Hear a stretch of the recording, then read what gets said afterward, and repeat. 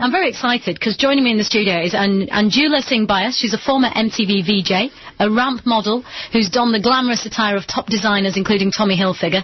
And to top it all off, she's now training to become a clinical psychologist. So if you're an aspiring model, do you see yourself as an next MTV presenter? But you've got conflicts going on because you also want to go off to university and do lots of other exciting things. Pick up the phone because I think Anjhula's probably the person to answer your questions. 08459 440 445. Anjhula, welcome to the programme. Thank you for having me. It's an absolute pleasure to have you here. I was reading all about you yesterday, and I couldn't believe that you're fascinating. Why, thank you. Model, VJ, clinical psychologist in training, which hat fits you best? I think that'd be a very tough question to answer because I think human beings are so multifaceted. I think it depends at the time and the place. When I'm on the runway, I think that hat fits me the best. And when I'm with patients and in the classroom, I think that hat fits me the best. So it just depends. It's great that you managed to do both, because I think a lot of people kind of want to do things but don't know how to do both at the same time. How have you managed to combine a successful modelling career and continue kind of studying as well? The thing is, I would probably attribute the fact that I stuck with the education all this way and continuous because of my family. They place quite an importance on education. But the thing is, it's also separating the wheat from the chaff. I'm glad that I had the whole education thing because that left me not so free just to do everything that came my way. So it's just sticking with quality assignments and then concentrating on the education because that's always a good backup to have. I love that answer. Basically, my parents forced me to stay. Yeah, keep studying. I had no choice. Yeah.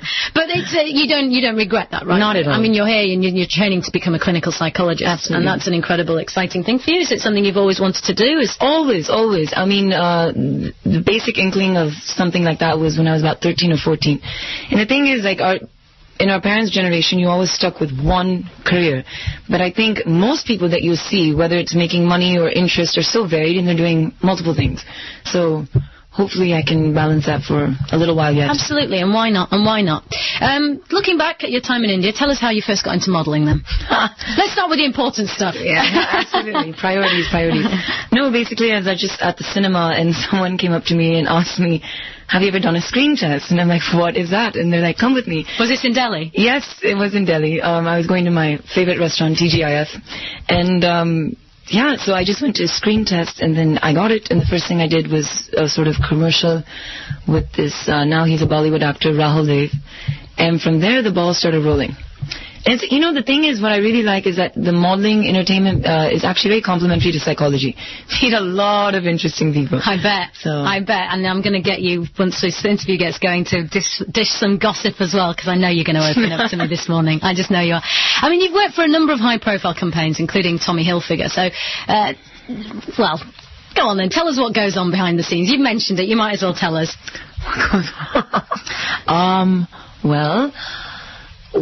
That's a good question. Okay, there's a perception. There's a perception of models and modelling. I mean, there's a programme that's on at the moment on one of the channels over here and it's turned into a brand. It was America's Next Model. Top Model. Absolutely. You've got Australia's Next Top Model, and you've got England's Next Top Model. I don't know whether they'll do it in India. They probably will do it at some point. Yeah, and I've watched a bit of it. It's one of my guilty pleasures. And you're fascinated by how much anger and bitterness there can be over who's wearing whose mascara, and who put the primer on first, and who stole the hair dye. And it's like, what is going... I mean, surely there are people dying in the world, and No, absolutely. I would agree with that. The thing is, it can be... I love it, but it can be sort of a mind-numbing experience at times, which is why it's quite important to supplement it with something of substance, whether it be travel, reading, education.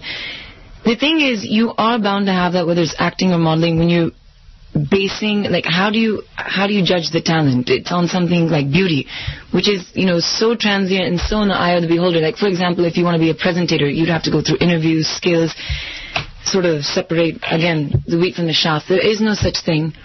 It gets very competitive. It gets very bitchy.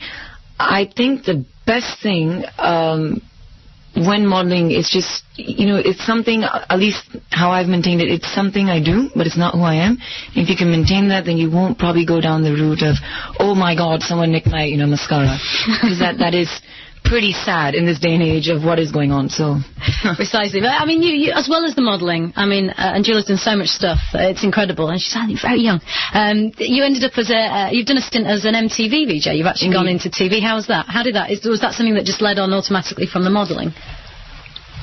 Yes, kind of. But, I really, really like that again because, like you said yourself, rightfully so, models can have this stereotype of not being the sharpest or brightest crayon in the box. But the fact of the matter is, it really pleased me because, as you would know, being a radio presenter, that you kind of have to be quick on your feet, and you have to write your own scripts, and you have to be somewhat well-read and spoken. So it was actually quite an honor, and I really enjoyed it. Because you allow some of your personality to come through. Absolutely, that's it, yeah. And that went on for how long? Did you have to move? Did you have to leave Delhi? No, that's just it. I couldn't continue with it as long as I would have because it is based in Bombay, MTV, and I was in Delhi. I was doing university. So a little less than a year I had to quit because it became too tedious. And I found myself quitting a lot of things because of university, but it's fine. It's a good base to have. Yeah. Now, MTV, I mean, it came into India and it's revolutionised the generation. As a youngster growing up in India, I mean, I know you've grown up all over the world, but let's talk about India. I mean, what is it about the station that has such a huge impact, and how have you seen India change yourself? I really, really think that MTV, more than any other segment of society, has targeted the middle class.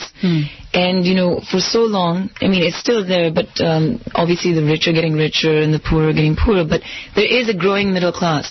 And I think it's completely liberated sort of my generation. I remember when I used to sit at my grandfather's house, there was just 4 channels. And one used to be, I remember watching Mickey Mouse, black and white. Everything from ideas to sense of style to sense of autonomy, especially for women. It's just the independence that is just found amazing. But also, I think Indians in India should err on the side of caution because, all that glitters isn't gold. MTV culture is not completely thoroughly representative of the Western culture. And to emulate that blindly can be quite dangerous. So they're sort of in a identity crunch, and they kind of need to watch it. Because, having been schooled in America, probably you can tell a little bit, probably a lot, by my accent. It's just, having seen the West, that is not the West, but they will blindly emulate that, whether it's at clubs, the way they carry themselves, whether it be cigarettes.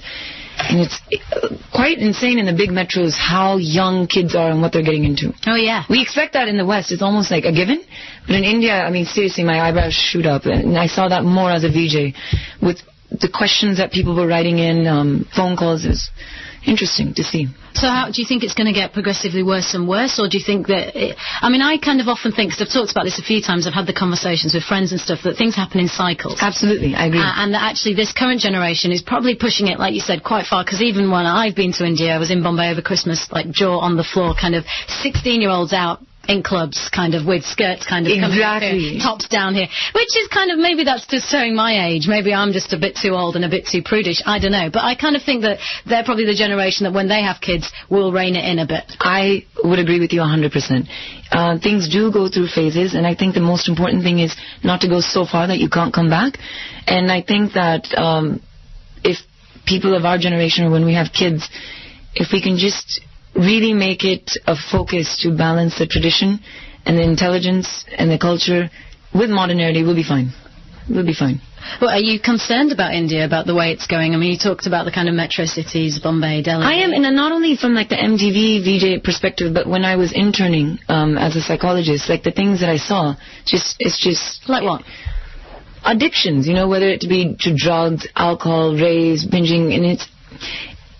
The problem is, probably like twice as, the way it's manifest is because in India you can get away with a lot of things, whether it's power, name, family, clout. It operates on a very different basis than the Western ideal. So it is really on edge, teetering, tottering. But I think with awareness and hopefully, it's a cyclical thing, it'll come back. But what makes it fascinating? Because, people could say that that's happening over here as well, that kind of the generation today are kind of pushing things even further. And some could argue that that's what the whole point of kind of next generation is, to push things a bit further. And teenagers will always do things that their parents didn't do. It doesn't necessarily mean that they're all going to kind of go off the rails and lose themselves. But the difference in India is that there is this huge middle class. Yeah. There's this huge kind of new money, if you like. Absolutely. But But the divide between rich and poor is so huge. You've got this complete contrast of the way people are living their lives. Absolutely. It's, having lived there and being Indian, it still surprises me when you sort of step out of your Mercedes or your big flat and then right opposite of the, on the road, on the street, what you see. And it's just, and even in the culture, sort of Bollywood is just, nobody sort of, a villager doesn't even want to know what village life is like. Everybody even looks at Bollywood for escapism. So it's in the culture, it's in the literature, it's in the music, but hopefully that divide will lessen. The middle class is standing their ground, so it's good. Anjhula, are you a cricket fan?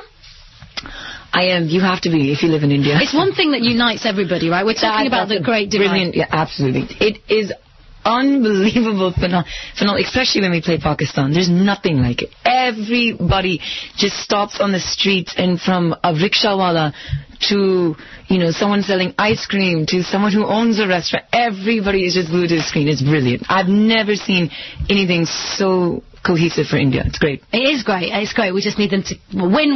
I guess that's what it's all about. Anjhula is joining us. We're talking about everything. Everything, basically. If you've got any questions about wanting to break into certain industries in India, or talking to Anjhula about what it was like growing up all over the world, 08459 440 445 is the number to dial.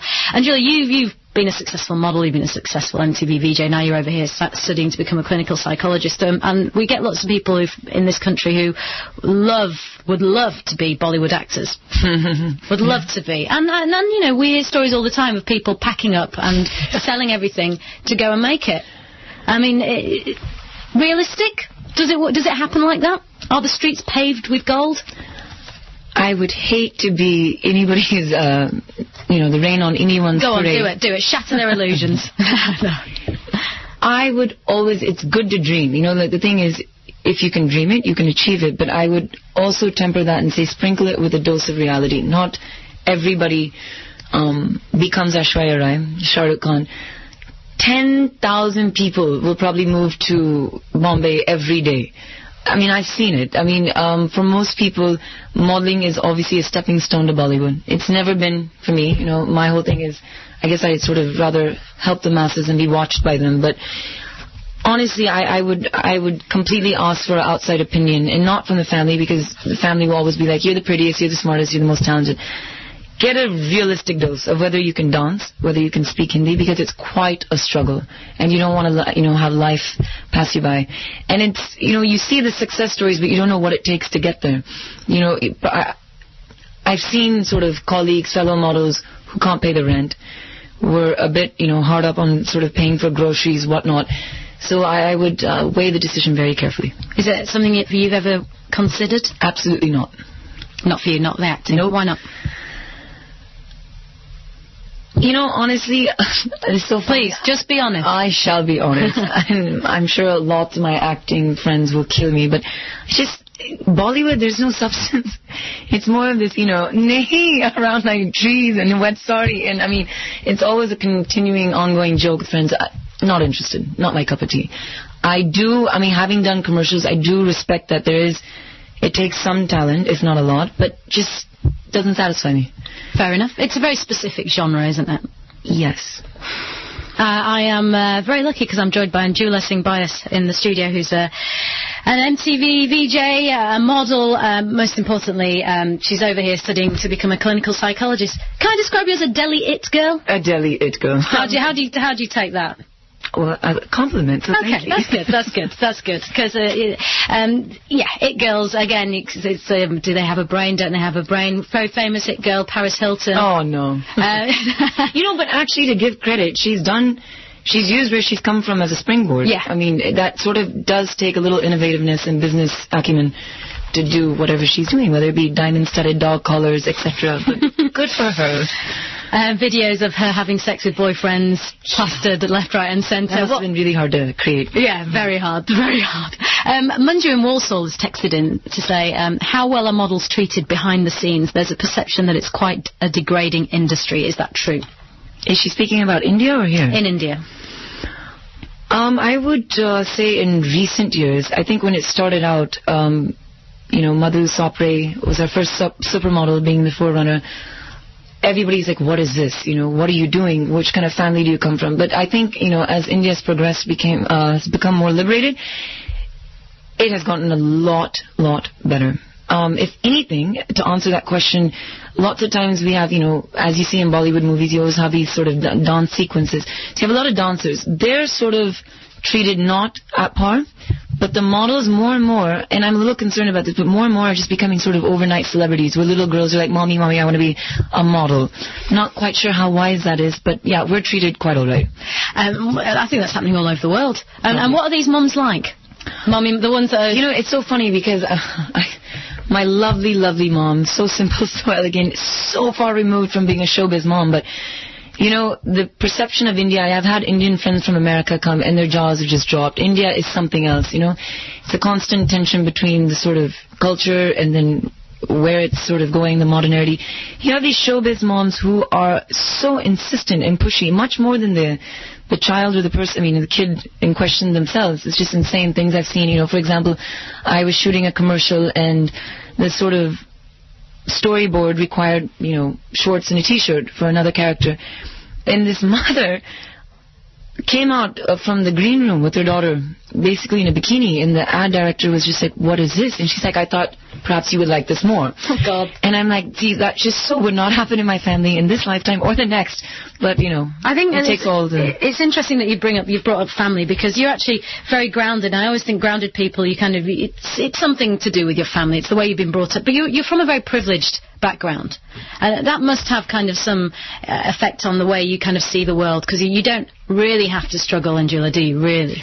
The thing is, one thing I've noticed, because I've thought about it, I just think, I'm sure, absolutely, that probably obviously has a big influence and helps. And who are the first influences in one's life? Your parents, your family, or any sort of substitute, grandparents, whatever. The fact of the matter is, I've met people who might not be exactly from the same sort of background, but I think if the core is the same, you can be just as grounded, without the sort of frills or benefits or the privileges one might be talking about. I've met a lot of girls. It's just, I think it's the choices you make, honestly. And whether you're sort of middle class, upper class, whatever, I hate these distinctions, but, socio-economically speaking, I've still seen parents who are very grounded, and even with the lucrative offer of making so many crores or lakhs in movies, they don't want their daughters to go into it. And I think that influence is very important. It's your parents' mind frame. Like my father always said, fine, you might have a face to be on the cover of Cosmopolitan, but if you have the brain to be the editor, why not be the editor? Good advice. Yeah, I think so. That sounds good as well. Dad's done me well. Definitely. Suk in Ealing, good morning. Oh, actually, Anjhula, can I get you to put on your headphones? Yeah. Suk, hello, are you there? Hi, yeah. Hi there, Suk. What would you like to ask Anjhula? Yeah, firstly, I just want to congratulate her for being, sounds like a really balanced individual. So I want to congratulate on that. And just want to ask if she's doing any work in the UK, if she's doing any appearances or modelling work or TV work or anything like that. When can we see her in the UK? Thank you so much, first of all, for the compliment. Yes, I am doing shows and shoots, trying to intersperse that with that dissertation that's due around the corner. But as soon as day after, on Saturday, I will be hosting an apprentice round for this sort of social mixer get-together for this thing called Kismet. Okay. And that promises to be a lot of fun. I love things that are innovative, so it'll be fun. It'll be judging, speaking, and just basically people mingling together. And yeah, that's on Saturday. Day before, I was shooting, and then I brought my books to the shoot while there's downtime, makeup's being done, but reading. But yeah, there is a lot of work. I'm hopefully looking forward to London Fashion Week and being in that. That'll be exciting. So can we see you Saturday? Where is it? Oh, Suk, you're hilarious. Go on, where can Suk come and see you? It's in the Soho Social Club. There you go, Suk. Soho Social Club on Saturday. Thanks for your call, Suk. Paul in Coventry actually has texted in, and this follows on from what Suk's been saying. He says, have you done TV work outside India or modelling work? And if so, how does that compare with working in India? Really good question, and yes, I have. Probably my most favorite thing outside of India, sort of print-wise, was Banana Republic in New York. And as regards television, I was hosting MTV International in Dominican Republic, and must I say that was a paid vacation. That was just so fun. I mean, the poor country, but people are so happy. We had MTV VJs from every single country, so it was like a sort of United Nations kind of thing going on. Really, really good fun. Totally opens your eyes. Another plus is that you get to travel. And how does it compare to India? I must say that in the West, people don't take it so seriously, which is just an amazing thing. You're in and you're out. In India, it's almost like, you have journalists who either become sycophants or they just really hate you because you're sort of doing this sort of thing in the entertainment media field. What I really like is if you're walking the runway in the West, you're exactly a clothes hanger, and that's it, and the buck stops there. People have serious appreciation for the clothes and the designer's talent, whereas in India it's just like, ooh, which model and which designer, and they're not even concentrating on the clothes on the runway. They'll probably be talking about who's wearing what, sitting on the opposite front row, and it's just not taken as seriously. But there is serious talent in the West, and hopefully India's not too far behind. So let's go back to kind of India and how it's changed, and this kind of big contrast that there is, the economic polarization that's taking place. I mean, we're not just talking money in India. We're talking vast amounts of money. Delhi in particular, you see, Prada handbags, Gucci, Louis Vuitton, etc., etc. I mean, these are just kind of staples for certain sections of the community. It's about the way you look, and is this because of this nouveau riche, new money that's come in, and people just want to display the symbols of their wealth? And how much of a responsibility do you think young Indians who are in that privileged position should feel towards the 60% of the population that are living in poverty? I don't think being privileged is, a crime. And if you've earned it in legitimate ways, then that's yours to do exactly what you want. I mean, a good example of an Indian doing that is Ellen Mittal and that wedding. I mean, oh my goodness. And I'm sure lots of people could think of lots of things to do with how much that wedding, cost in terms of money and what else one could do with it. Personal choice, but I just think at all times, whichever sector of society you're in, you should have awareness for your fellow human beings and not just be blinded and being in a bubble of, this is my life, this is my universe. That's what I'm concerned about. It's all right to carry your Prada. I mean, if you like sort of the finer things in life, that's, fair enough. But that shouldn't render you blind to what is happening around you. You can balance both. Be the Prada sort of toting charity worker. It's fine by me, but just try to balance it. Is it happening? Is it... Somewhat. I won't, in one blanket statement, say that, all the society people in Delhi are not, or Bombay, whatever metro, are not doing things. I see them also doing great things. Yeah. So it's fine. Because you can become desensitized. It's very easy for young 100%. British people to go over there and say, how can you live like this? How can you live in your privileged, air-conditioned They don't understand it, even being Indian here, absolutely. They just can't believe what's happening on the streets. I mean, my brother, for example, he has obviously family responsibilities, this and that in Rajasthan, but he spends a majority of his time in sort of San Francisco, and when he comes to India, he is like, what is happening? So I think it's time to be proactive. That's it. Myself, I got involved in 2 charities. Yeah. And it's just setting a role. Personally speaking, I don't smoke, and I've been asked to sort of endorse cigarettes, and I think it's my responsibility to, especially that sort of, oh my gosh, I want to be, a model in India. At such a little age, I think it's important to sit there and not endorse things because you're a role model. That and fairness creams, I don't understand. No. What is going on? So not cool. It's so not cool. Cool. Surely... And I'm just like, beautiful. I really don't want to do that ad campaign. I'm not interested. I had a text in from Khalib who says, just a quick one, but was interested to know how she felt being a successful woman has affected her relationships. That's quite a good question, actually. Ooh. Yeah. Now we're getting smart question. Yeah, now we're getting personal. But yeah, how do you? How has it affected my relationships? I suppose I'd be described as a confident person. I think it's just helped me know what I want and what I don't want. And I know I'll have met someone right, if we're talking sort of in a romantic context, if they can handle it. Because to be very honest, insecurity does run high But then that's okay because, once a guy can handle me, then I'm just like, excellent, he's there. Does it get harder for a woman if she's successful and she's confident and she doesn't actually need a man? Really? To be very honest, I think it's harder in India. Here, whether you're sort of a British Indian, British whatever, you still have been raised with the, women being independent all around you. Or even if your immediate family hasn't been, it's been all around. India, it's very interesting with the guys. You can scratch the surface. You can be sort of boarding school, Oxford, Cambridge, educated. Very traditional, and they get it slightly threatened. It's changing, and it's changing for the better, but there's still that. I find it easier here. Interesting. Any questions for Anjhula? 81869 is the number to text. Supriya has joined us in the studio because you've got some texts and emails, haven't you, Supriya? Yes, indeed, Anita. We've got an anonymous email here. It's to do with the infidelity discussion that we have. Oh, excellent. It says, I started a relationship with a friend 7 years ago and fell pregnant shortly after, but as we were not married and had family issues, I had an abortion. I was unhappy and got attracted to an individual who's also a family acquaintance. We flirted over many weeks through text and email and then started meeting up.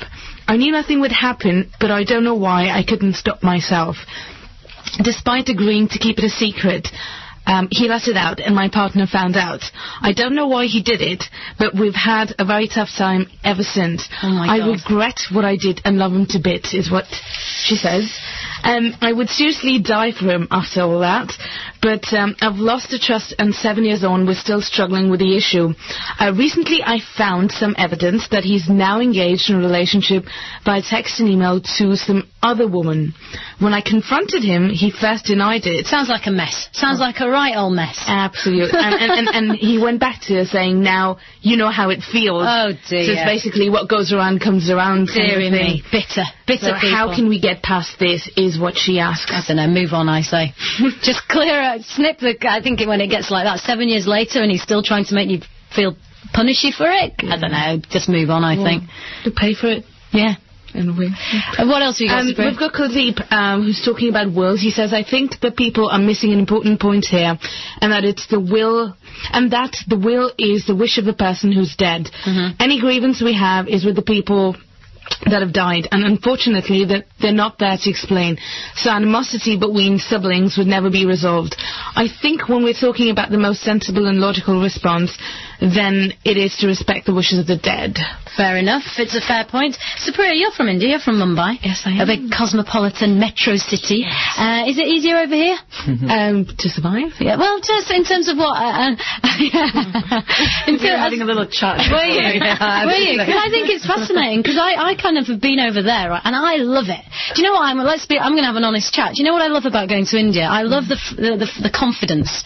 I actually kind of, in some ways, get on really, really well with kind of young women living in cosmopolitan metro cities in India, because they have a very similar attitude to me in that they're confident, they know what they want, and they're going to go out, and they're not constrained by tradition necessarily. They're taking it by storm. Yeah, absolutely. And I love that. I love that. So for me, it's kind of, I go out over there and I feel, yeah, this is great. This is what I wish there was more happening within Asian communities in Britain like this. But you're saying that actually it's much easier over here if you want to get on and you want to just kind of... Unless you know the who's who back in India. If you've got money, if you're loaded, you're sorted. You can live the life of a king, of a queen. But I think also there are a lot of people speak better English than the ones here, which is that's very true. Absolutely. And the two of them are sitting in the studio. What do you think? What did you think when you came over here? And you heard... I just couldn't believe it, the way they speak, it's like they're rapping away to some New York gangster. Absolutely. And another thing is that, with my classmates at UCL, in terms of writing or whatever, the education's not bad in India. Yeah, I think we've had a tough time. I mean, studying back home was a nightmare. Here, I think it's a cakewalk. Yeah. I hardly study, to be honest. That would really explain why we're in the same situation for dissertation. It is a paid vacation for me. These 4 years in Britain is a paid vacation. Fantastic. Fantastic. But do you want to go back? Would you want to go back and settle and forge your career over there? Well, if someone comes by and offers me something that's worth taking up on, I'll go back. I'll stick around. I'll probably stick around for a bit. We want you to stay, Supriya. We want you to stay. You'll have me for long enough. Good. Also, we've got one text. Jazz from Derby texted in saying, I would find it hard to trust the person again. That doubt will always be there, especially if you're married, so don't cheat, is what he says. It's a simple answer, don't cheat. Hello, Anjhula, how are you? Very well, how are you? I'm good. You're the only person I know who's got a deeper voice than me at this time of day, actually. It reminds me, I hope you don't mind, but you remind me of Anu Agarwal's voice, well, your voice does. She great voice she has. She did. Whatever happened to her? Yeah, she cut all her hair off and went and did social work in Bihar or something, didn't she, at some point? Fantastic. I don't know. Who knows? Who knows? Who cares? She wasn't a clinical psychologist, that's for sure. Can you help me, Anjhula? Anytime. Hang on, get in the queue. Get in the queue, Miss Brady. Oh dear, I wish I was there actually. We could have a really nice girly chat, couldn't we? I'm really enjoying it. Go on, what's coming up on my show this afternoon? It's a live session on the Thursday. So the Parley Gap are coming up from London, South London funk rockers. And were you at City Showcase, Anita? Did you? Yes, I was there. Okay, so they played there. I don't know if you caught them. So we got them as a live session from 2 o'clock. Then, look, you've probably read this actually, Anita. The book about partition, Narendra Singh. Oh no, I read Sawala's book. Oh my God, it's 400 pages of the most incredible detail, and he's pulled out information. I was nearly dying trying to keep all this in my brain, but he's found out stuff about Nehru, about Gandhi, about the whole time leading up to partition, and perhaps the kind of pressure that America actually put on India and Pakistan. Yeah, no, it was fascinating, but a very dense book. But hopefully, talking to the author, we'll be able to condense it somewhat. That'd be brilliant. I read an awesome book about partition. It's famous as well, called Freedom at Midnight. Yeah, that's superb. That's the one I've read. That is superb. Well, look, I'll pass this one on to you, but this one is really dense. I mean, really dense detail. It's not easy bedtime reading, put it that way. Silver Street, Imran turns up for the special family meal. If you're listening to Silver Street, then you'll know that yesterday we actually, from the time capsule, heard. Right, I mean, it made all the hairs on my arm. Well, I haven't got hairs on my arm, obviously, but I got goosebumps because we know what's probably happened in the past with Imran. That the whole story is being revealed this week. Then transsexual desperate housewife. Do you know what I'm talking about? Transsexual. Oh yes. Yes, I do. Trans America. So it's out on DVD this week. So we're reviewing that this afternoon. It's brilliant. If you haven't seen it, I really recommend it. Brilliant. But I'm not the one that does the DVD review, so we'll see what Andrew Rajan thinks.